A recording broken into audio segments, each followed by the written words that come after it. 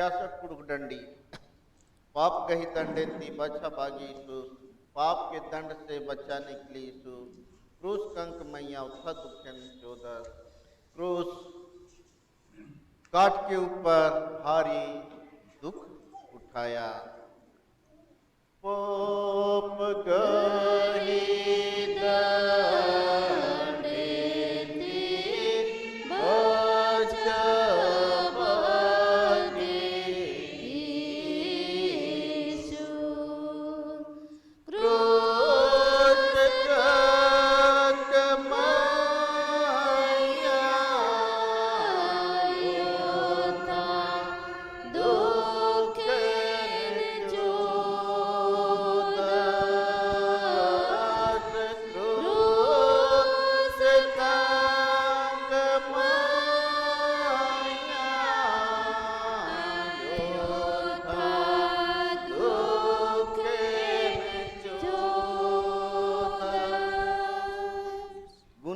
कोहा परता लिखा गुनाह मेरा बड़ा पहाड़ के समान यीशु गही फेते मुखतरा यीशु के कंधों में गिरा।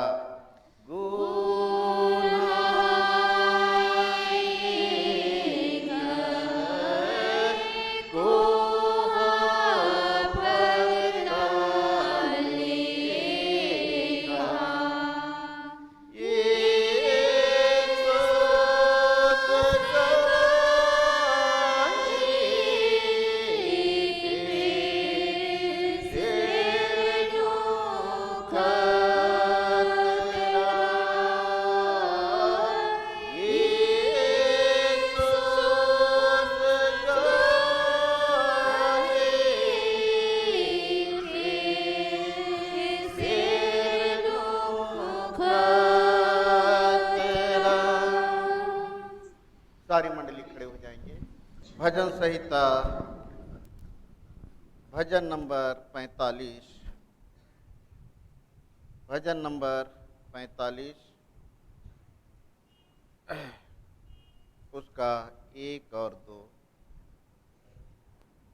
मेरा हृदय एक सुंदर विषय की उमंग से उमड़ रहा है। जो बात मैंने राजा के विषय रची है उसको सुनाता हूँ। मेरी जीभ निपुण लेखक की लिखनी बनी है। तू मनुष्य की संतानों में परम सुंदर है, तेरे ओंठों में अनुग्रह भरा हुआ है। ये हमारे प्रभु यीशु मसीह के विषय में कहा गया है कि वह मनुष्य के संतानों में सुंदर है और उसके ओंठों में अनुग्रह भरा हुआ है।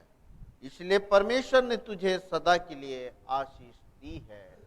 अर्थात हमारा यीशु मसीह जो क्रूस दुख भोग किया उसे परमेश्वर ने अपने दाहिने हाथ में बैठाया है।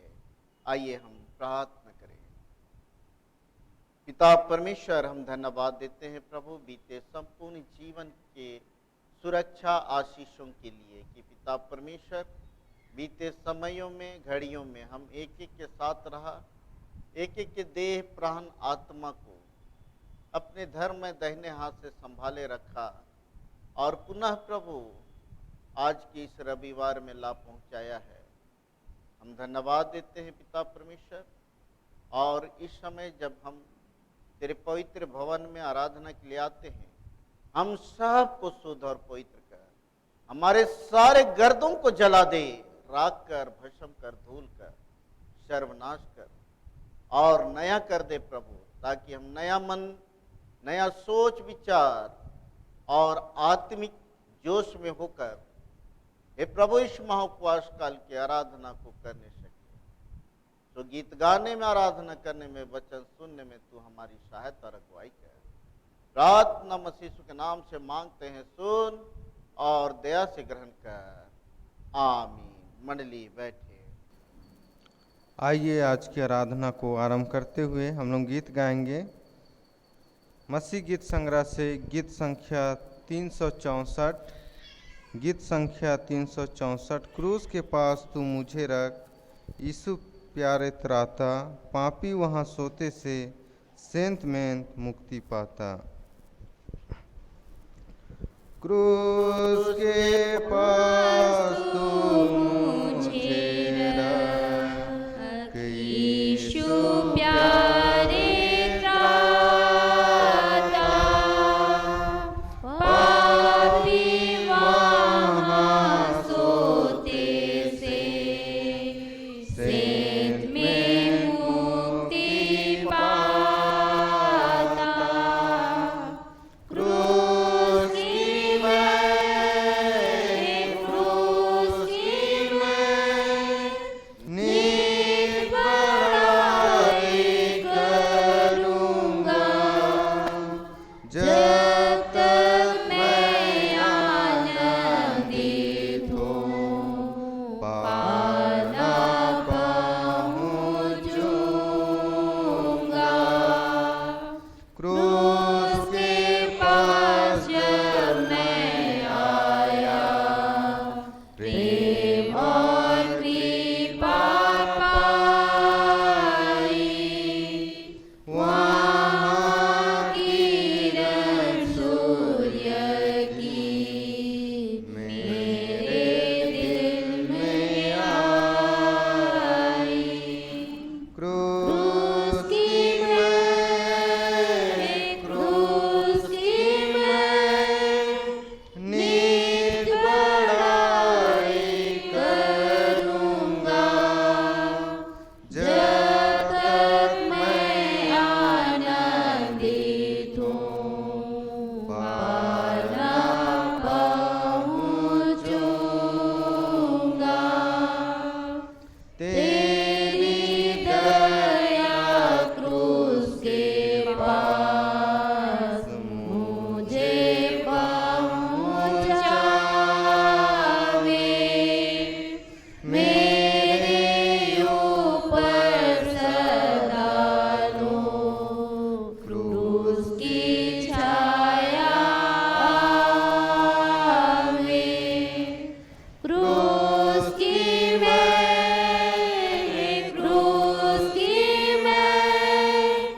नित बड़ाई करूँगा, जब तक मैं आनंदित हूँ पाना पहुँचूँगा।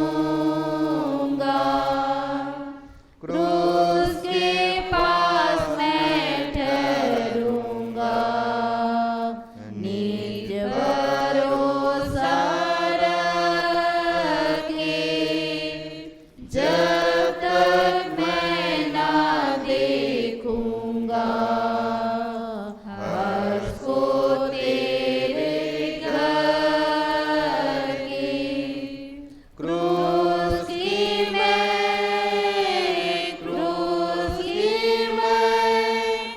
नित बड़ाई करूँगा, जब तक मैं आनंदित हूँ पाना पहुँचूँगा। मंडली उठे।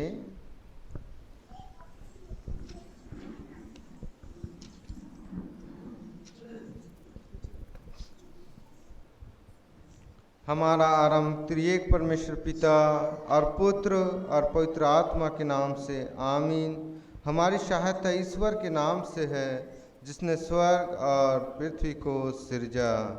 स्तुति होवे पिता को और पुत्र को और पवित्र आत्मा को, जैसा हुआ आरंभ में, जैसा है और जैसा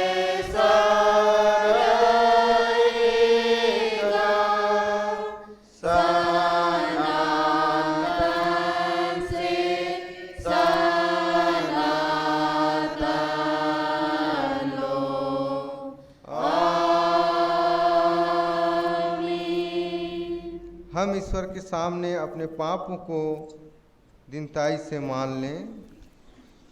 हे सर्वशक्तिमान ईश्वर दयालु पिता, हम दीनताई से अपने सब पाप और अपराधों को तेरे सम्मुख मान लेते हैं।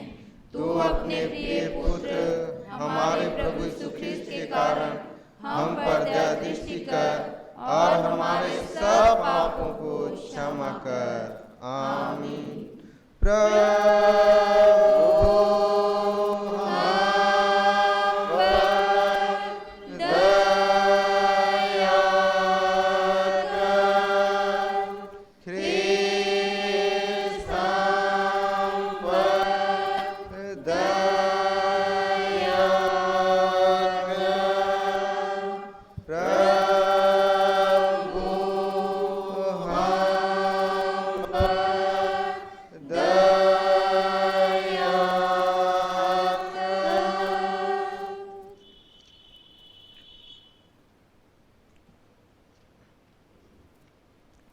ईश्वर जगत के लोगों का अपराध उन पर ना लगा के ख्रिस्त में जगत को अपने साथ मिला लेता था और मेल मिलाप का वचन हमों को सौंप दिया है। दूसरा कोरिन्थ 5 उसका 19। आमीन।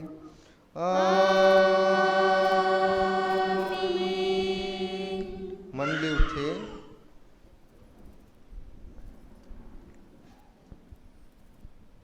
सबसे ऊंचे स्थान में ईश्वर का गुणानुवाद हो। और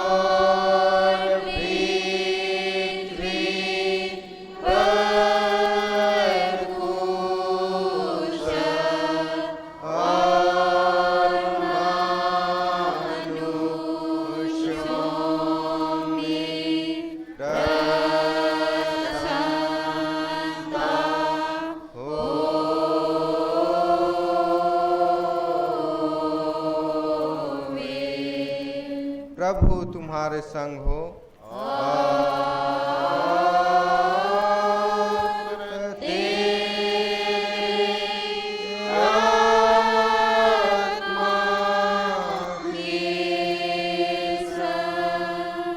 आइए हम प्रार्थना करें। हे दयालु ईश्वर स्वर्गवासी पिता, हम सारे मन से तेरा धन्यवाद करते हैं कि तू हमारे पापों का भार हम पर से उतार के अपने पुत्र पर रखा है। हम दीनताई के साथ तेरी विनती करते हैं कि पवित्र आत्मा के द्वारा हमको चला कि हम अपने प्रभु यीशु ख्रिस्त के दुख और मरने के द्वारा शैतान के विरुद्ध और हर परीक्षा में शांति और सामर्थ पाएं, जिससे सब पापों से परे रहने का यत्न करके अनंत जीवन प्राप्त करें। तेरे पुत्र हमारे प्रभु यीशु ख्रिस्त के द्वारा। आमीन।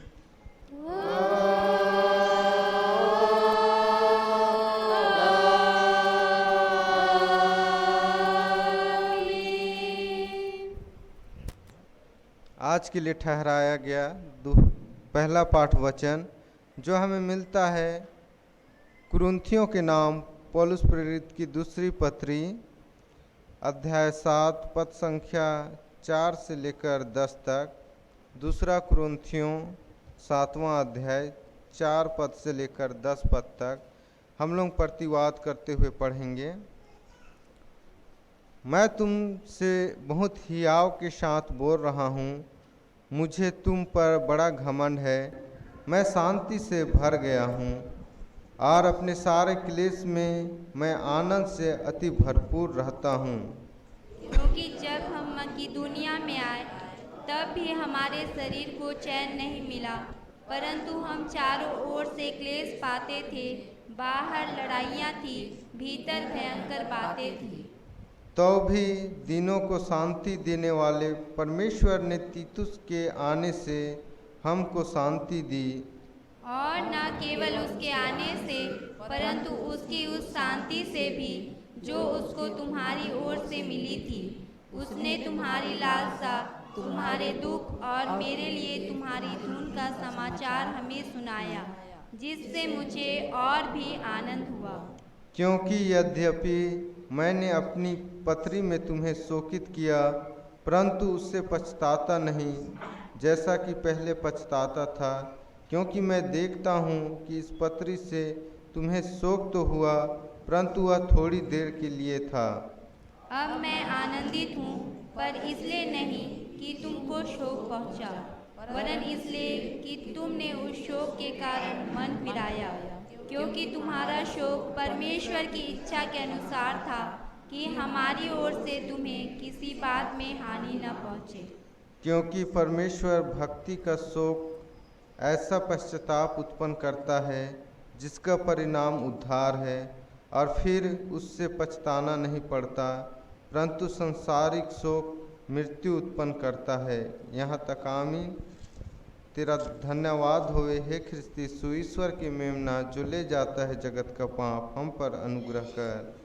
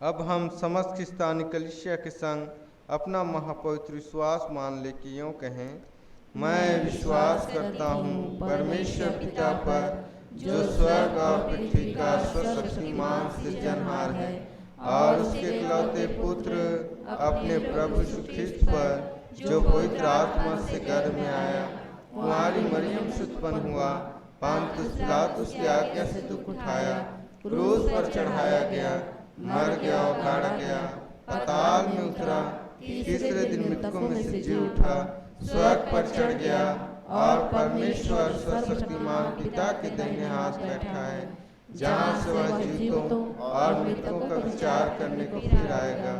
मैं विश्वास करता हूँ पवित्र आत्मा पर, एक ही पवित्र ख्रिस्तानी कलीसिया, पवित्रों की संगत पर, पापों की क्षमा, देह के जी उठने और अनंत जीवन पर। आमीन।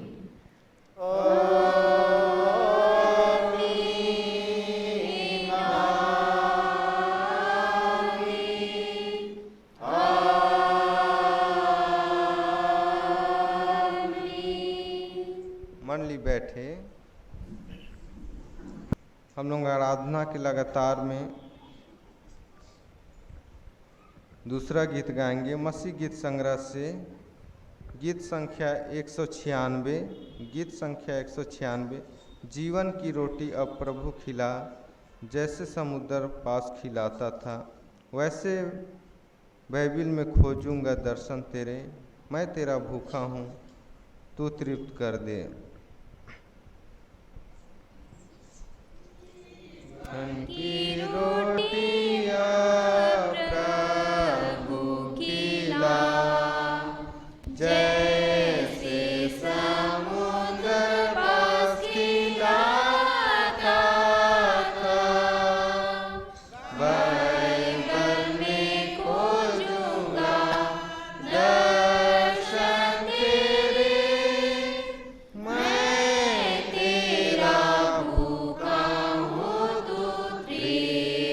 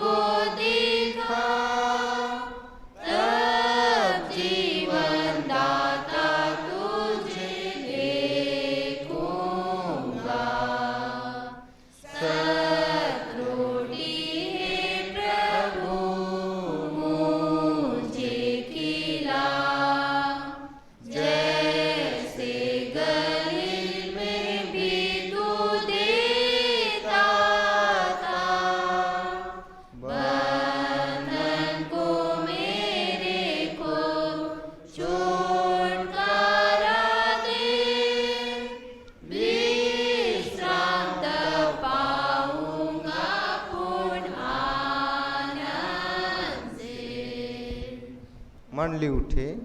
तुम्हें हमारे पिता परमेश्वर और क्रूस घाती यीशु मसीह की ओर से अनुग्रह और शांति मिले। आमीन। आइए हम प्रार्थना करें। पिता परमेश्वर, हम धन्यवाद देते हैं प्रभु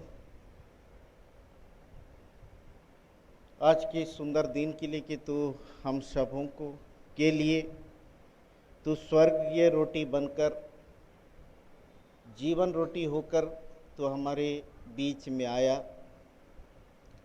ताकि प्रभु हम उस जीवन रोटी को ग्रहण करें और बल पाएं। इसलिए पिता परमेश्वर, जो वचन तू इस समय देना चाहता है उन्हें दे कि प्रभु वचन के द्वारा इस जीवन रोटी को हम अपने आत्मिक उन्नति के लिए ग्रहण कर पाएं।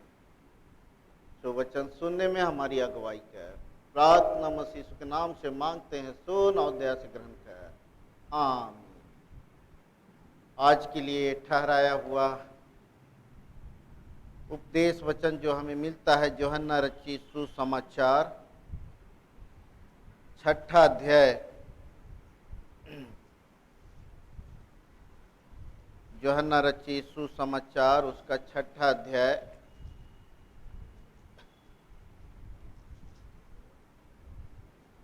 47 से 59 तक।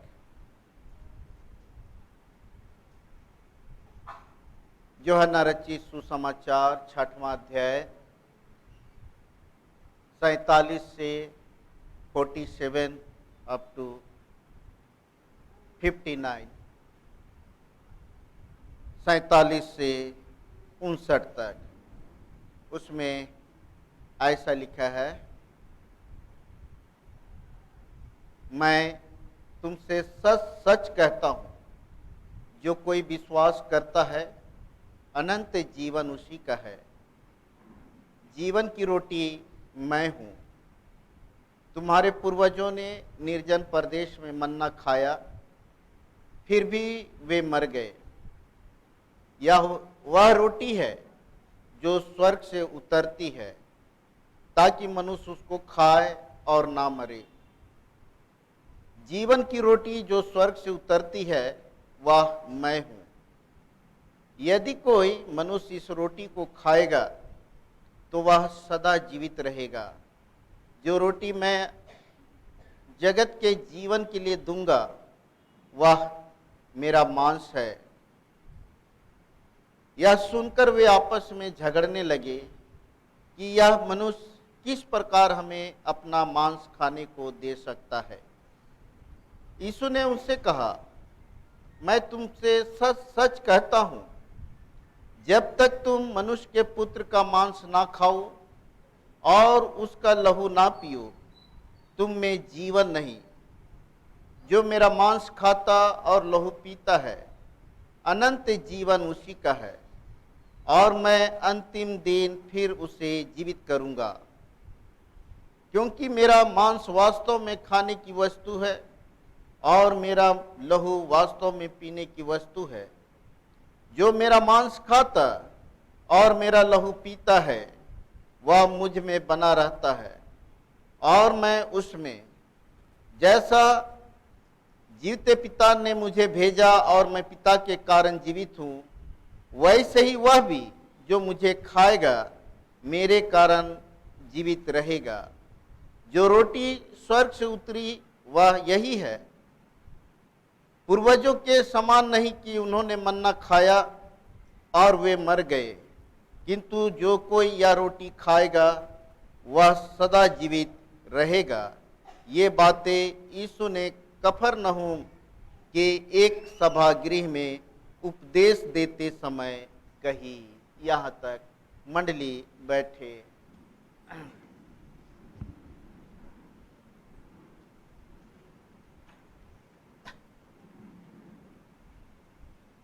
मसीह यीशु में प्यारे भाइयों एवं बहनों, आज हम लोग लेतारे सप्ताह में कदम रखे हैं और इसके पूर्व हम लोग ओकोली सप्ताह में थे।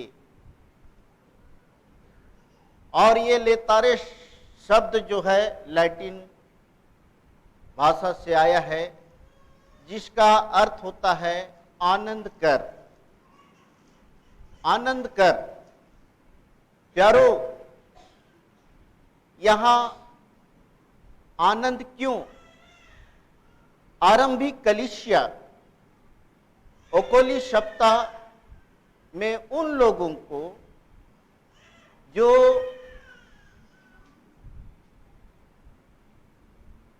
बपतिस्मा लेना चाहते थे,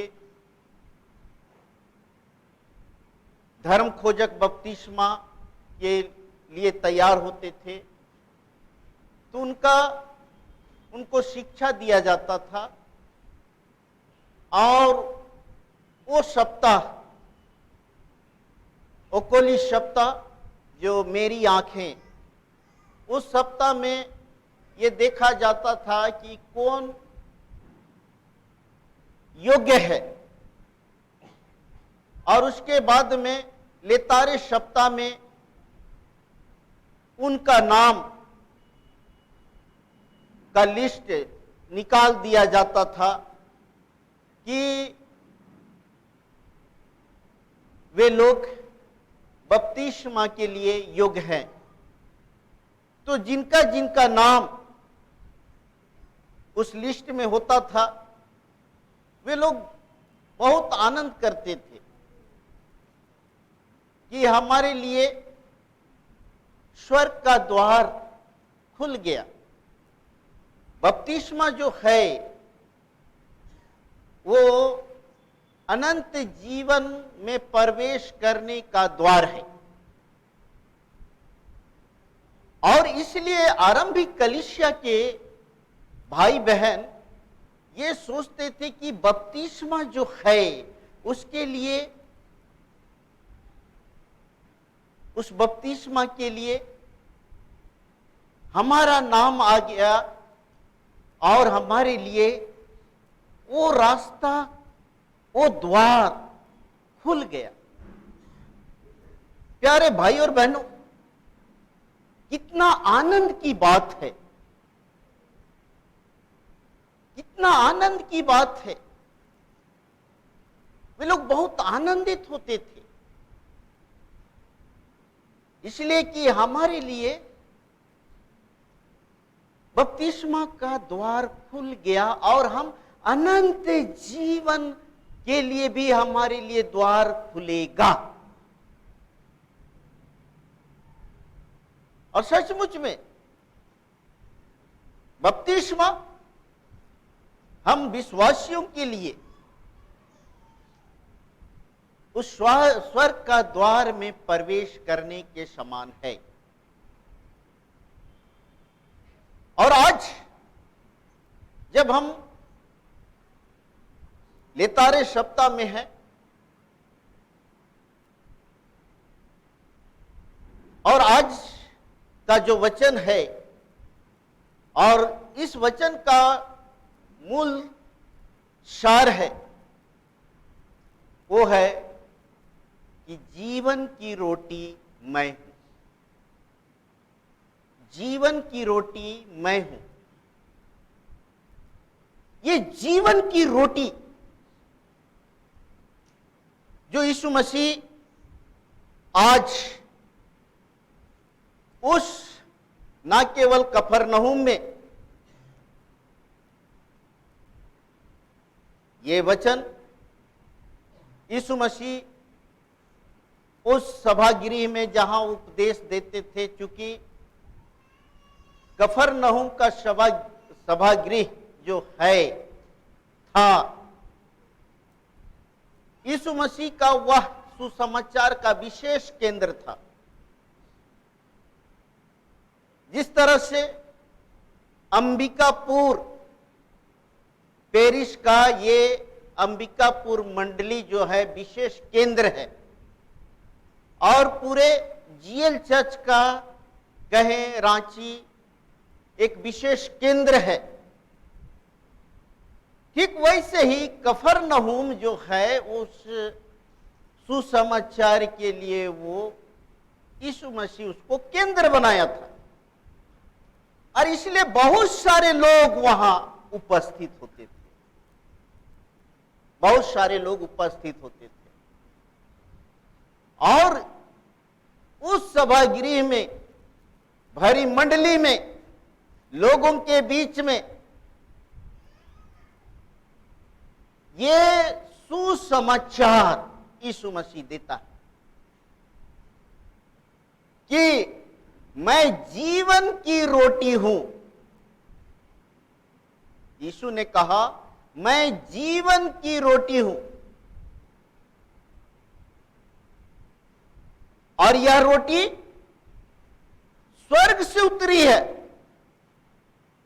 दूसरा, जो ये रोटी खाएगा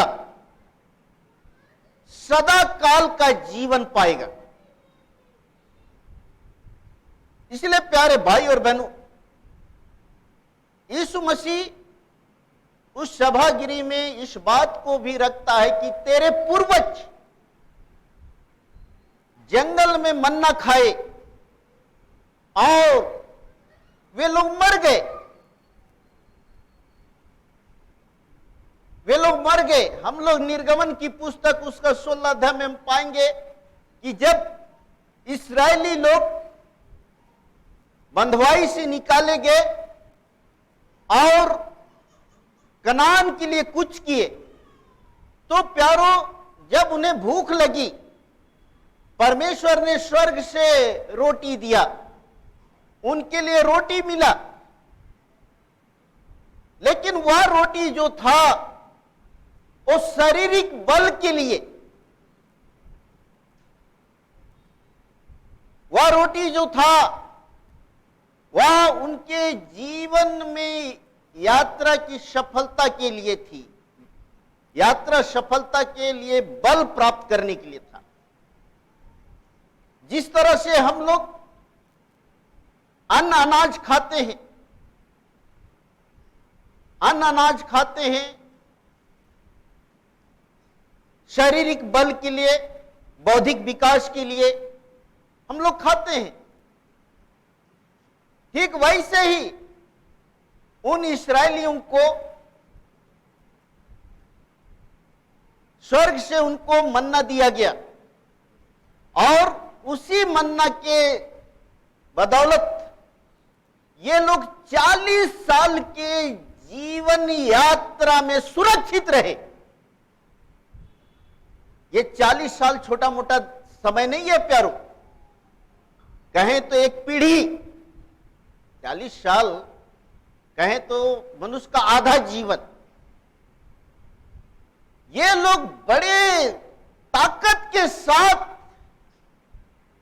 ये लोग 40 साल जंगल में भटकते रहे, लेकिन उसी रोटी से बल पाए। लेकिन उसके बाद में भी वो रोटी उनको जीवन नहीं दे सका।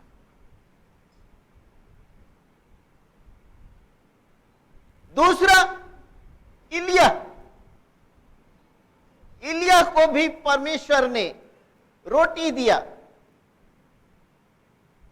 जब उनके लोग उसके विरोध में हो गए, तो इलिया जो है जंगल की ओर भागता है, करेन नदी के पास पहुंचता है और वहां पर छिपता है। परमेश्वर ने इलिया को भी 40 दिन तक रोटी खिलाया। लेकिन प्यारो, ये रोटी शारीरिक बल के लिए था, बौद्धिक विकास के लिए था। लेकिन यीशु मसीह यहां जो बात कहता है कि जीवन की रोटी मैं हूं, आई एम लिविंग ब्रेड, जीवन की रोटी, और यह रोटी जो है स्वर्ग से उतरी है, ये जमीन से उपजाया हुआ नहीं है, ये स्वर्ग से उतरी है। प्यारे भाई और बहनों, ये स्वर्गीय रोटी जिसको यीशु मसीह कहता है कि जो इसको खाएगा वह कभी भूखा नहीं होगा और नहीं मरेगा, नहीं मरेगा। अर्थात ये जीवन की रोटी है।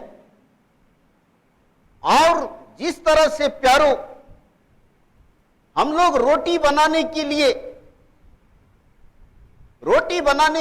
हम लोग चाहे मड़ुआ हो, चाहे मकई हो, चाहे वो गेहूं हो, हम लोग उसको परिश्रम करके खेत से उगाते हैं, खेती करते हैं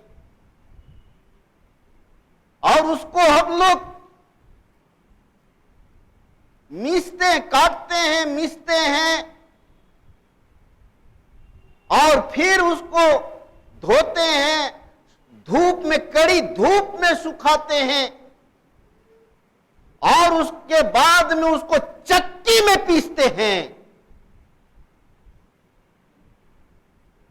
और उसके बाद में घर में लाके उस आटा को हम लोग, पाउडर को हम लोग गूंथते हैं और उसको आग में पकाते हैं। यीशु मसीह प्यारो वैसे ही उसी अर्थ में वह जीवन की रोटी कहता है। ऐसे वह जीवन की रोटी नहीं बन गया, वह हमारे समान परखा गया। जिस तरह से वह पतरस और याकूब को कहता है, याकूब, पतरस, शैतान ने तुम लोगों को मांग लिया है कि तुम्हें वह गेहूं की नाई फटके। प्यारो, यीशु मसीह तो पूरी तरह फटका गया, पूरी तरह फटका गया। और हम लोग देखते हैं कफरनहूम से ही स्टार्ट हो जाता है कि ये मनुष्य क्यों कर हमें ये अपना मांस दे सकता है। यहीं से सवाल उठ गया, यहीं से उसके विरोधी उठ गए, यहीं से उनको पकड़वाने वाले उठ गए, यहीं से उसको क्रूस में चढ़ाने के साजिश रचने के लिए प्रभु प्यारो लोग उठ गए। लेकिन यीशु मसीह कहता है कि मैं तुमसे सच सच कहता हूं, जब तक तुम मनुष्य के पुत्र का मांस ना खाओ और लहू ना पियो, तुम में जीवन नहीं। प्यारे भाई और बहनों, यीशु मसीह कहता है जीवन की रोटी मैं हूं। मैं गेहूं की नाई फटका गया, मैं गेहूं की नाई धूप में सुखाया गया, मैं गेहूं की नाई पैर से रौंदा गया, मीसा गया। गेहूं की नाई लोगों ने जिस तरह से, जब गेहूं का अगाड़ी बच जाता है तो लाठी लेकर लोग, डंडा लेकर, मोटा सा मुगरा लेकर आम मारते हैं उसको। यीशु मसीह वैसे ही अपने शरीर में पूरी तरह से, उसके शरीर में कोड़े पड़े। प्यारे भाई और बहनों, हम यहां पर देख सकते हैं। और उसके बाद में वह यीशु मसीह क्रूस उठाकर चलता है और कड़ी धूप में, हम लोग तो थोड़ा सा गर्म लगा तो हम लोग तुरंत पंखा चला दिए। कितना अच्छा, कितना अच्छा नींद भी आ रहा होगा। लेकिन हमारा यीशु मसीह कंधे में क्रूस लेकर गिरता पड़ता जा रहा है। नेखे खंजल को मला खतरो, किसका आंसू नहीं बहेगा। प्यारे भाई और बहनों, यीशु मसीह पिलातुस के उस अग्नि परीक्षा में पड़ा है और यीशु मसीह वो सब तरह का दुख सहता है, लेकिन उस जीवन रोटी में, उस जीवन की आटा में यीशु मसीह एक भी खमीर आने नहीं दिया, एक भी खमीर आने नहीं दिया, जिसको हम लोग पहला कोरिन्थ 5:7 में कहता है कि अपनी पुरानी खमीर को उतार डालो और नए गूंथे हुए आटा बन जाओ। प्यारे भाई और बहनों, वह हमारे समान परखा तो गया, लेकिन वह निष्पाप निकला, निष्पाप निकला। प्यारे भाई और बहनों, यह जीवन की रोटी इसलिए स्वर्ग से उतरा है कहता है, इसलिए कि परमेश्वर की योजना है, परमेश्वर की योजना है कि एक भी मनुष्य नाश ना हो, एक भी मनुष्य उस अनंत राज्य से, अनंत जीवन से वंचित ना हो, वंचित ना हो। और इसलिए कहता है जो इस जीवन की रोटी को खाएगा, खाएगा, जो स्वर्ग से उतरा है, जो स्वर्ग से उतरा है, वह जीवन पाएगा, जीवन पाएगा। क्यों? क्योंकि जीवन की रोटी यीशु है। प्यारे भाई और बहनों, दूसरा, यह रोटी सदा काल का जीवन देता है। यीशु मसीह जीवन की रोटी है, जिसको खाने से सदा काल का जीवन देता है। और यहां यीशु मसीह कहता भी है 58 पद में कि जो रोटी स्वर्ग से उतरी है वह यही है, पूर्वजों के समान नहीं कि उन्होंने मन्ना खाया और वे मर गए, किंतु जो कोई यह रोटी खाएगा वह सदा जीवित रहेगा, सदा जीवित रहेगा। इस बात की गारंटी है, सदा जीवित रहेगा। हम लोग इस मनुष्य जीवन को दो भाग में बांटते हैं, एक मृत्यु से पहले, जन्म के बाद, जन्म और मृत्यु के बीच का, दूसरा मृत्यु के बाद का जीवन का। लेकिन प्यारे भाई और बहनों, यीशु मसीह तो कहता है कि जो वह रोटी खाएगा सदा जीवित रहेगा। यह किस अर्थ में है? किस अर्थ में है? जिस तरह से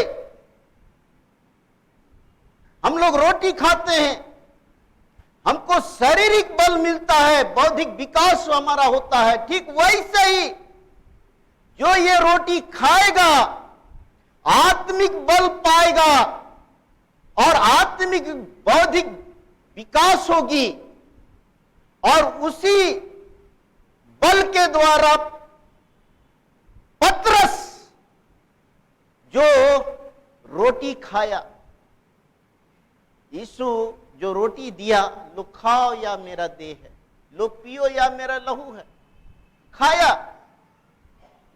लेकिन पतरस शारीरिक रूप से कमजोर हुआ, सोच से, विचार से कमजोर हुआ, पतरस गिरा। लेकिन ये जीवन की रोटी उसको संभाल लिया,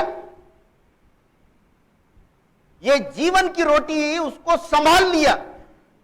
और जैसे ही मुर्गा बांग देता है, पतरस उस आत्मिकता में आ जाता है, अरे मैंने क्या किया, मैंने क्या किया। वह फूट फूट कर रोता है, फूट फूट कर रोता है। प्यारे भाई और बहन, ये आत्मिक बल देता है, इस संसार में आत्मिक सोच देता है। हम लोग सब लोग अपने अपने तरीके से सोचते हैं और अच्छा ही सोचते हैं,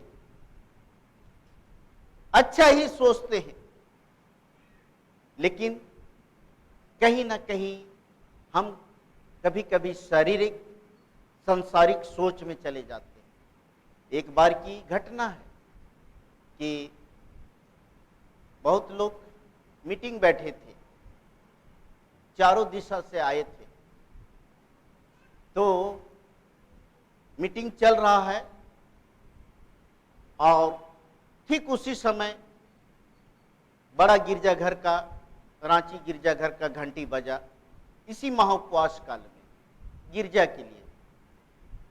तो मॉडरेटर साहब बोले कि घंटी बज गया, इसलिए हम लोग मीटिंग यहीं समाप्त करेंगे।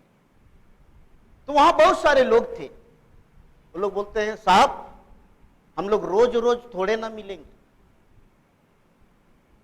हम लोग रोज रोज थोड़े ना मिलेंगे।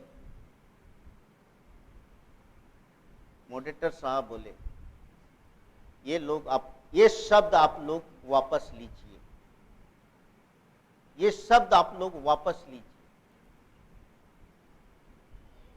इसलिए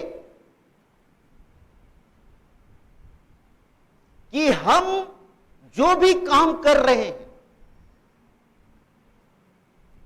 हम उसी क्रूस के बदौलत कर रहे हैं, उसी बलिदान के बदौलत कर रहे हैं और उसी अनंत जीवन के मार्ग में आगे बढ़ने के लिए कर रहे हैं। इसलिए हम लोगों को चर्च को पहला स्थान देना चाहिए। और उसके बाद में रही बात मीटिंग की, रात भर आप मीटिंग कर सकते हैं, रात भर मीटिंग कर सकते हैं, दिन भर कर सकते हैं। प्यारो, ये सोच कई प्रकार का होता है। ऐसे ही हम कभी कभी रोटी के लिए चिंता करते हैं, हम कभी कभी कपड़ा के लिए चिंता करते हैं, कभी कभी हम लोग और बातों के लिए चिंता करते हैं। लेकिन जब हम ईश्वर के साथ रहते हैं, जीवन रोटी जब खाते हैं, जब उससे हमको बल मिलता है, बुद्धि मिलता है, तो हम आत्मिक मार्ग में आगे बढ़ते हैं और परमेश्वर भी हमारी मदद करता है। जो भजन संहिता 32 उसका 8 में हम लोग पाते हैं प्यारो, मैं तुझे बुद्धि दूंगा और जिस मार्ग में तुझे चलना होगा मैं उसमें तेरी अगुवाई करूंगा। ना तो बेटा और बेटी, ना तो तुझे मैं दाएं जाने दूंगा, ना तो बाएं जाने दूंगा। मैं तुझे सही मार्ग में अगुवाई करूंगा, मैं तुझे बुद्धि दूंगा और जिस मार्ग में तुझे चलना होगा मैं उसमें तेरी अगुवाई करूंगा और मैं तुझ पर कृपा दृष्टि बनाए रखूंगा। जिस तरह से पतरस के जीवन में यीशु मसीह अपनी कृपा दृष्टि को बनाए रखा और कहा कि पतरस जब तुम वापस लौटे तो मेरे लोगों को संभालना, समेटना।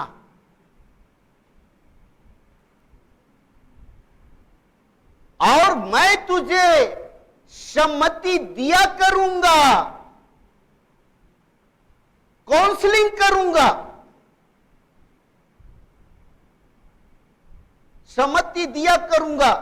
कभी कभी हम लोग उलझ जाते हैं, कोई विषय को लेकर उलझ जाते हैं, हमको समझ में नहीं आता है कि मैं क्या करूं। इसको बताते हैं, उसको बताते हैं, लोग खिल्ली उड़ाते हैं, लोग मजाक उड़ाते हैं, उसको हमारा सबसे बड़ा हथियार बनाना चाहते हैं। प्यारो, उस जीवन की रोटी के पास आए, उस जीवन की रोटी को खाएं, जिसको जब यीशु मसीह कहा जीवन की रोटी मैं हूं, जो इसे खाएगा वह कभी भूखा नहीं होगा और कभी नहीं मरेगा, तो चेले कहते हैं यीशु तब तो हमें ये रोटी हर दिन दे। यीशु मसीह कहा ये रोटी हर दिन के लिए है, हर दिन के लिए है। और हम लोग एक बुक निकलता है, देखते हैं जीवन की रोटी करके, आज की रोटी करके। आज की रोटी, जीवन की रोटी यही तो है प्यारो, इसी को तो खाना है, इसी को तो पढ़ना है, इसी को तो मनन करना है, इसी को तो ग्रहण करना है। यही तो हमको आत्मिक बल देगा और आत्मिक मार्ग में अगुवाई करेगा। और जैसा कहता है जो मेरा मांस खाता और लहू पीता है वो मुझ में बना रहता है। जिस तरह से पतरस यीशु में बना रहा। प्यारो, जब पतरस को भी लोग उससे पतरस को पकड़े और उसको मृत्यु की सजा दी जा रही थी, क्रूस पर टांगा जा रहा था, तो पतरस क्या कहता है कि मैं इस योग्य नहीं कि मेरा सिर ऊपर रहे, मेरा सिर नीचे करा जाए। क्रूस में जब उसको चढ़ा रहे थे तो पतरस कहा मेरा सिर नीचे किया जाए। प्यारे भाई और बहनों, क्योंकि उसको पता है कि जो जीवन की रोटी खाएगा वो कभी नहीं मरेगा। उसको आत्मिक शक्ति मिलता है, आत्मिक बल मिलता है। कभी कभी हम लोग कहीं भीड़ में फंस जाते हैं, कभी लगता है कि हम क्या जवाब दें, हम क्या बोले, और कभी कभी आप महसूस करते हैं कि जो चीज है और जो बात और जो विषय आप नहीं सोचे थे उससे भी आप अच्छा बोल पाते। क्यों? वो जीवन की रोटी की शक्ति है। और इसलिए खाता है जो मेरा मांस खाता और लहू पीता है वो मुझ में बना रहता है। यह जीवन की रोटी प्यारो सचमुच में हमारे लिए दिया गया है। इसलिए आज आनंद करें, आनंद करें कि अब आत्मिक शक्ति प्राप्त करने के लिए कोई डर नहीं है, कोई डर नहीं है। जब कोरोना आया सब लोग एकदम टीका लगाना शुरू कर दिए, और जरूरी भी था। क्यों? क्योंकि टीका ही उसको बचा सकता था, बचा सकता है।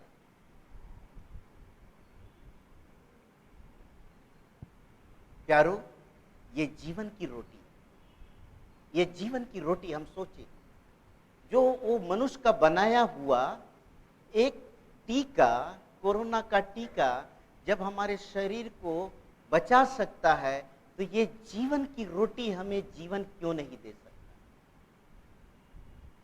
क्यों नहीं दे सकता?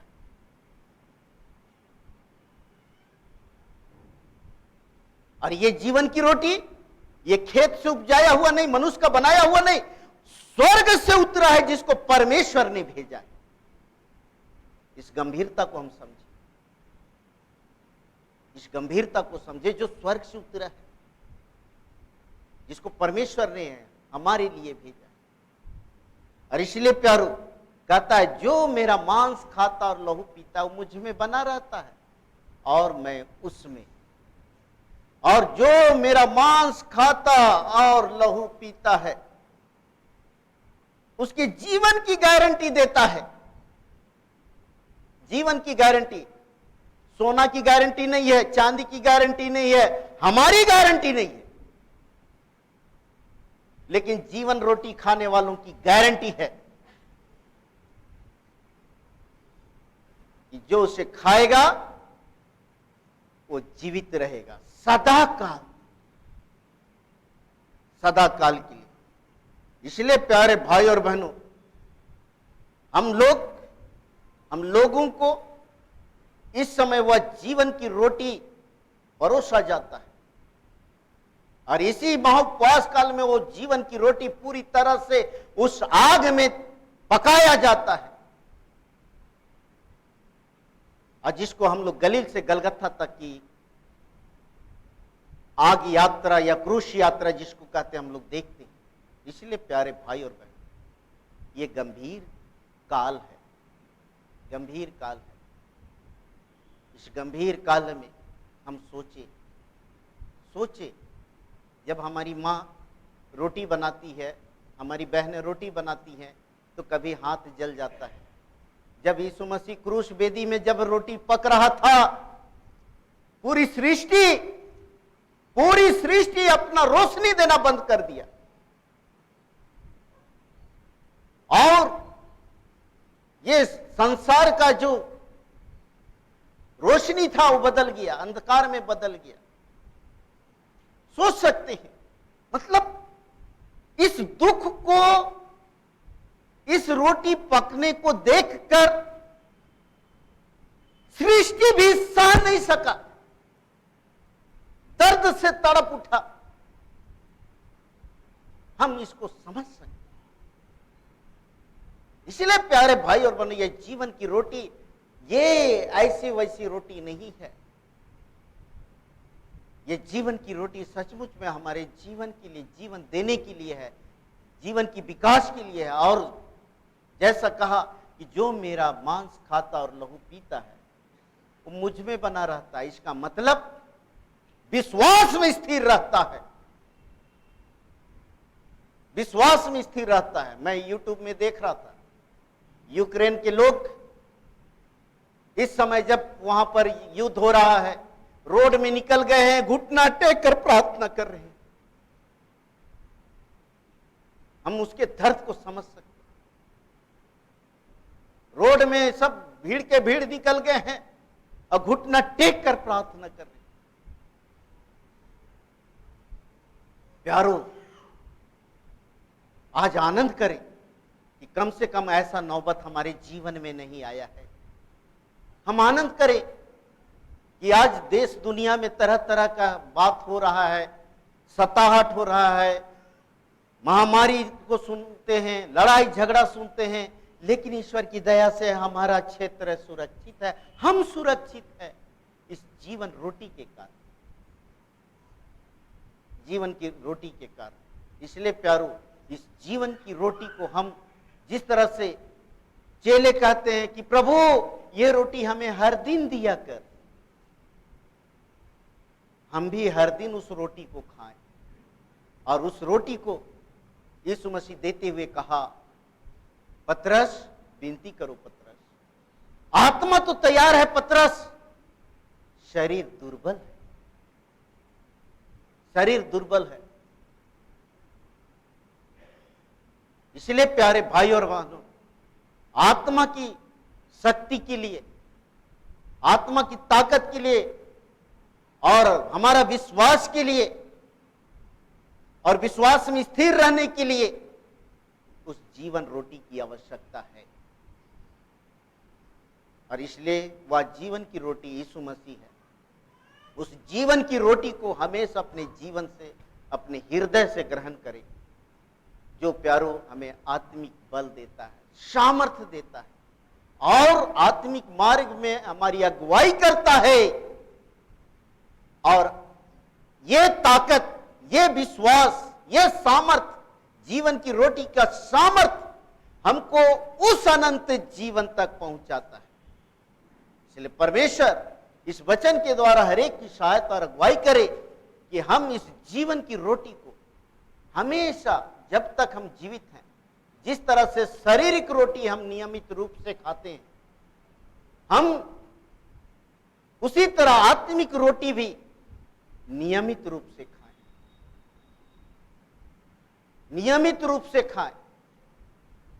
और जिस तरह से हम लोग कहीं जाते हैं तो कभी कभी चना पकड़े रहते हैं, फांकते फांकते जाते हैं, कभी बादाम पकड़ते हैं, बादाम पकड़ते जाते हैं, खाते खाते जाते हैं, कभी हम टॉफी पकड़ते हैं, चूसते चूसते जाते हैं। उस जीवन की रोटी को भी जब हम निकलते हैं, हम गीत गाते जाएं, प्रार्थना करते जाएं, उससे बातचीत करते जाएं, क्योंकि उसी में जीवन है। इसलिए परमेश्वर हर एक को ये जीवन की रोटी की शक्ति प्रदान करे कि हम आत्मिक रीति से तंदुरुस्त रहें। तो परमेश्वर एक की अगुवाई करे। आइए हम प्रार्थना करें। पिता परमेश्वर, हम धन्यवाद देते हैं प्रभु कि तूने सचमुच में प्रभु स्वर्ग छोड़कर धरती में आया और हमारे लिए तू रोटी बना, और शहद से नहीं बना, लेकिन प्रभु तू उस आग में तपाया गया, पकाया गया, और हमारे लिए, हम पापियों के लिए तो जीवन का रोटी बना। यीशु हमारे सारे पाप दोष अपराधों को क्षमा कर दे और होने दे कि हम उस जीवन की रोटी को जब तक हम इस धरती में जीते हैं, जिस तरह से हम सांसारिक रोटी नियमित रूप से खाते हैं, वैसे ही हम नियमित रूप से उस जीवन की रोटी जो तू है, तेरा वचन है प्रभु, हम उसे खाते रहें और आत्मिक शक्ति पाकर अनंत जीवन के मार्ग में आगे बढ़ सके। इस निमित्त हम सभी समर्पित होते हैं। हमारे सारे पाप दोष अपराधों को क्षमा कर दे। हम सबों को नए गूथे हुए आटा के समान प्रभु बना दे कि हम नया गूथा हुआ आटा बन जाए, और हे प्रभु आत्मिक मार्ग में स्वर्गीय बल पाते हुए बढ़ सके। प्रार्थना मसीह के नाम से मांगते हैं, सुन और दया से ग्रहण कर। आमीन। और ईश्वर की शांति जो समस्त ज्ञान से ऊर्ध्व है, हर एक के मन और हृदय की रक्षा और रखवाली करे। आमीन। सारी मंडली खड़े हो जाएंगे। धन्यवादी अभिलाषी वेदी के सम्मुख आवेंगे। हम लोग भजन संहिता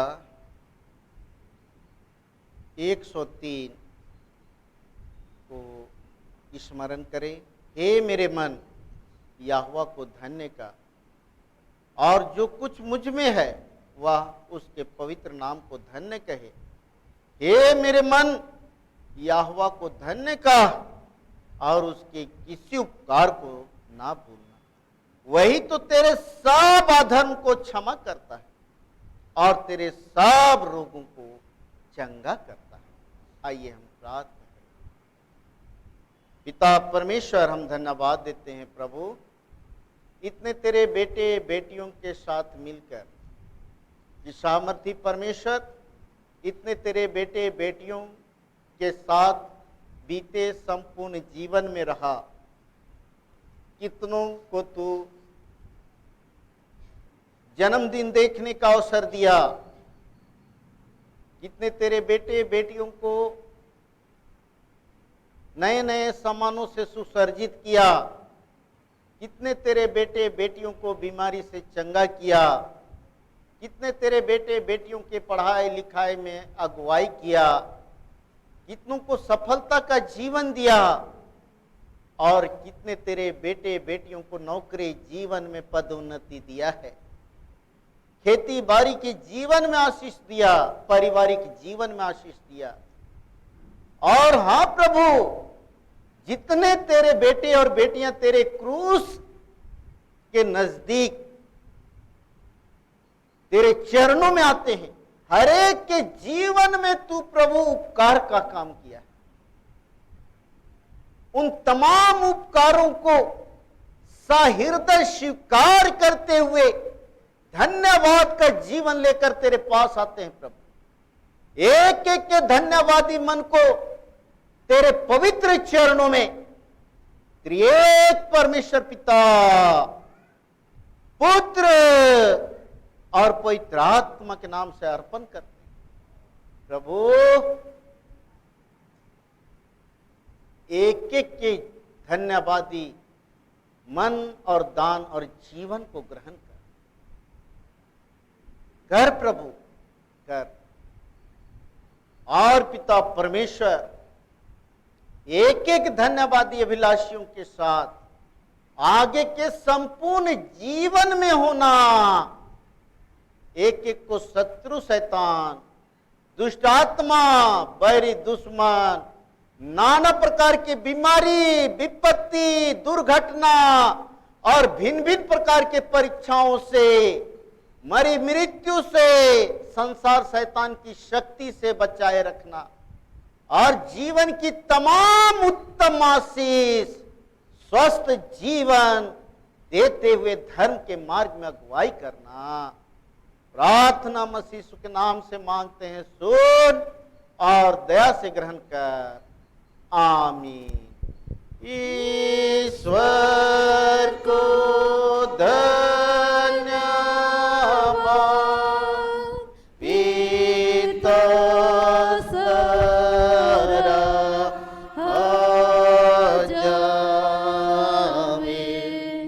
पुत्र को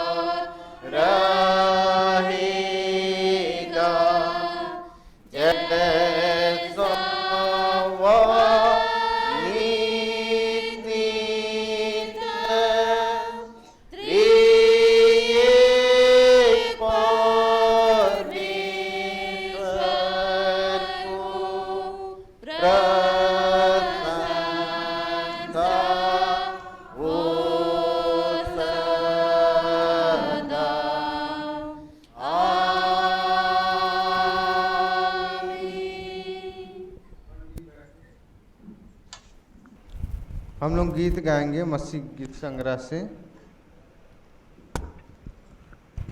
गीत संख्या 567, गीत संख्या 567। यीशु ने कलवरी पर दुख क्यों सह लिया, मुझ पापी में क्या देखा था, कोई खूबी नहीं, कोई खूबी नहीं, मुझ में कोई भी खूबी नहीं। यीशु ने कलवरी पर दुख क्यों सह लिया, मुझ पापी में क्या देखा था, कोई खूबी नहीं, कोई खूबी नहीं, मुझ में कोई भी खूबी नहीं। प्रेमियों ने तो छोड़ दिया था, कोई ना मेरा था तेरे सिवा।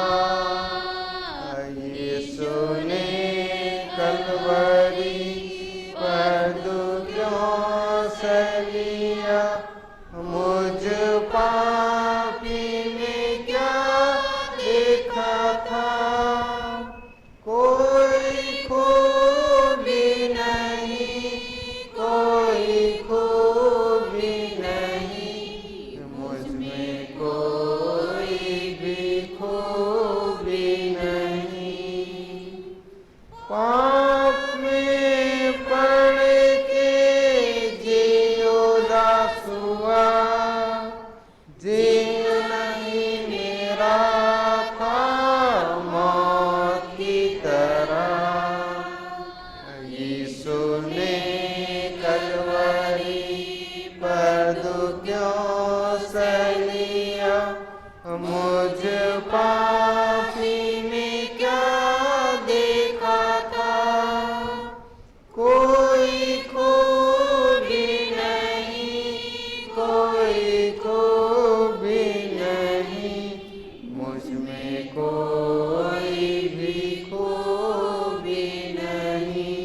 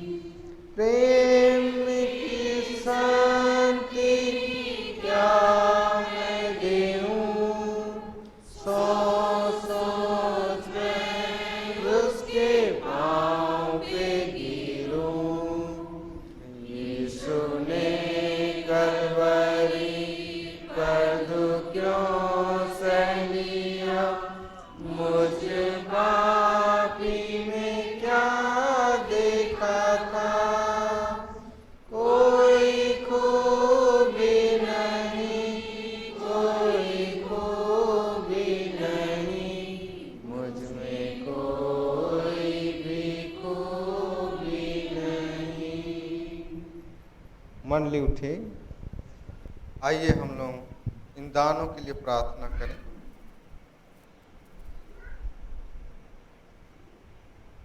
प्रेमी दयालु अनुग्रहकारी सामर्थ्य यहोवा परमेश्वर पिता, हम इन दानों को तेरे वेदी के सम्मुख लाते हैं। घड़ा सिरनी दान, मोहारी दान, गुप्त दान, धन्यवाद दान और प्रभु जितने प्रकार के दान हैं, प्रभु सब दानों को तू ग्रहण कर। और प्रभु जिस भंडार से यह दान को लाया गया है, उस भंडार को भरा पूरा रख। जितनों ने पिता परमेश्वर इन दान को अर्पण किया है, हर एक को आशीषित कर। हाँ पिता परमेश्वर, तू कहा है मैं हर्ष से देने वालों से प्रेम करता हूँ। हाँ पिता परमेश्वर, जितनों ने यह दान प्रभु जी मन्नतों के साथ, प्रार्थनाएं के साथ प्रभु जी तेरी वेदी की सेवा के लिए अर्पण किए हैं, हाँ पिता परमेश्वर, तू हर एक के प्रार्थनाओं को सुनना, उत्तर देना और होने दे पिता परमेश्वर कि अपनी प्रतिज्ञा को उनके जीवन में पूरा करना। जैसे तू कहा है कि मैं तुम्हारे लिए अपरंपार आशीष की वर्षा करूँगा। हाँ पिता परमेश्वर, तो हर एक आशीष को के स्रोतों को अपने बेटा बेटियों के जीवन पर वर्षा कि प्रभु सब कोई तेरे आशीष, प्रेम और दया और अनुग्रह में बढ़ सकें और हर से मंडली की सेवा के लिए, कलीसिया की सेवा के लिए और सुसमाचार की बढ़ती और उन्नति के लिए अपना मुट्ठी खोल सकें। और इस कारण पिता परमेश्वर, जो तूने प्रभु यीशु मसीह के द्वारा अपने प्रेम को जगत में प्रकट किया, उस प्रेम को प्रभु जो अंधकार की छाया में बैठे हैं उन तक तेरा प्रेम पहुंचाया जा सके और बहुत से लोग प्रभु नाश होने से बच जाएं और प्रभु उस अनंत जीवन को पाने वाले हो सकें। हाँ पिता परमेश्वर, इन दानों को ग्रहण कर। यह प्रार्थना हमारे उद्धारकर्ता मसीह यीशु के नाम से मांगते हैं, आमीन।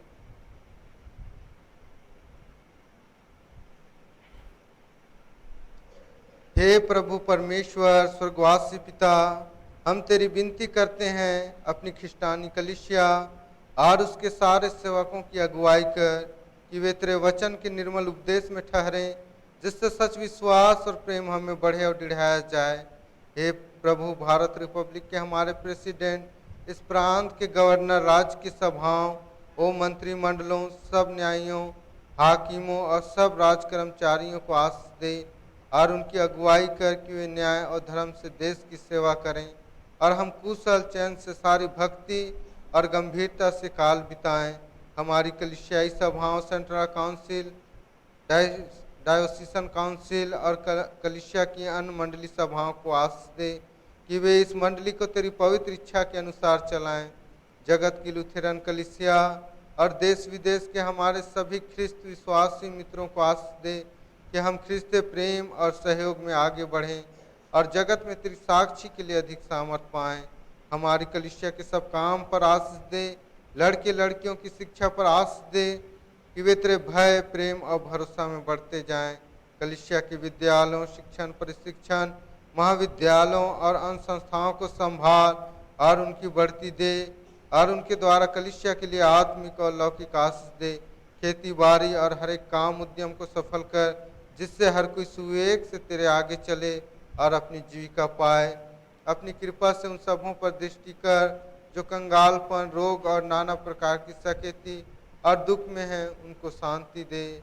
हमारी कलीसिया के सब भाई बहनों की रक्षा कर जो दूसरे देशों में चले गए हैं, कि वे सब जोखिम और परीक्षाओं में विश्वासी ठहरें। हम उनके लिए भी तेरी विनती करते हैं जो मंडली से निकाले गए व उलट हुए हैं, उन पर दया कर कि वे सच्चे पश्चाताप से तेरी ओर फिरें। सब मनुष्यों का त्राणी ठहर और उन पर जो अंधियारे में बैठे हैं मुक्ति का उजाला प्रकाश कर। हमको अपश्चातापी मृत्यु से बचा और अंत में अपने प्रिय पुत्र हमारे प्रभु यीशु ख्रिस्त के द्वारा स्वर्ग राज में ग्रहण कर। हे हमारे पिता, तू जो स्वर्ग में है, तेरा नाम पवित्र किया जाए, तेरा राज आए, तेरी इच्छा जैसे स्वर्ग में वैसे पृथ्वी पर भी होए। हमारे प्रतिदिन की रोटी आज हमको दे और हमारे अपराधों को क्षमा कर, जैसे हम भी अपराधियों को क्षमा करते हैं, और हमको परीक्षा में मत डाल, परंतु बुराई से छुड़ा, क्योंकि राज्य, पराक्रम और महत्तम सदा तेरी है। आमीन।